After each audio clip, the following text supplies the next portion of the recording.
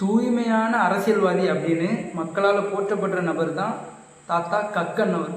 கக்கன் அவர்களோட நினைவு நாள் தான் இன்னைக்கு. இப்போ நம்ம எந்த துறையில் நம்ம பயணிக்கணும்னு ஆசைப்படுறோமோ அந்த துறையில் ஒரு ரோல் மாடலை தேர்ந்தெடுப்போம். எந்த துறையாக இருந்தாலும், ஒரு பாடல், ஒரு இயக்குனர், ஒரு ஆக்டர் அப்படின்னு எந்த துறை எடுத்தாலும் அந்த துறையில் ஒரு ரோல் மாடல் நம்ம தேர்ந்தெடுப்போம். இதே அரசியலுக்கு நம்ம தேர்ந்தெடுக்கணும் அப்படின்னு ஆசைப்பட்டோம்னு வைங்களேன், எந்த ஒரு யோசனை இல்லாமல் தேர்ந்தெடுக்கக்கூடிய நபர் தான் தாத்தா கக்கன் அவர்.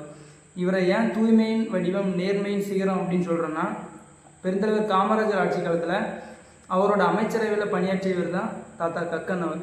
அப்படின்னா காவல்துறை அமைச்சராக அவர் பொறுப்பேற்றிருப்பார். அப்போ அவரோட சொந்த மகன் சொந்த முயற்சினால காவல்துறைக்கு தேர்வாயிடும். ஆனால் என்னோட இன்ஃப்ளூயன்ஸ்னால தான் என் மகன் உள்ளே வந்துட்டான் அப்படிங்கிற ஒரு மக்கள் பார்வை வரும் அப்படின்னால அதை ராஜினாமா பண்ண சொல்லுவார் தன்னுடைய மகனை. அது மட்டும் இல்லாமல் ஊழல், லஞ்சம் அப்படிங்கிற அந்த இழுக்கான விஷயங்களை தன்னை அண்டாமல் பார்த்துக்கிட்டாரு.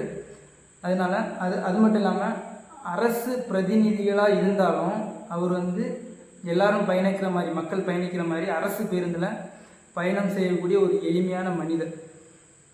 அதனால் தூய்மையான ஒரு அரசியலை முன்னெடுக்கணும் அப்படின்னா சமகாலத்தில் இதே மாதிரி வாழ்ந்து மறைஞ்ச அரசியல்வாதிகளை நம்ம நினைவு கூறணும், அவங்கள போற்றணும்.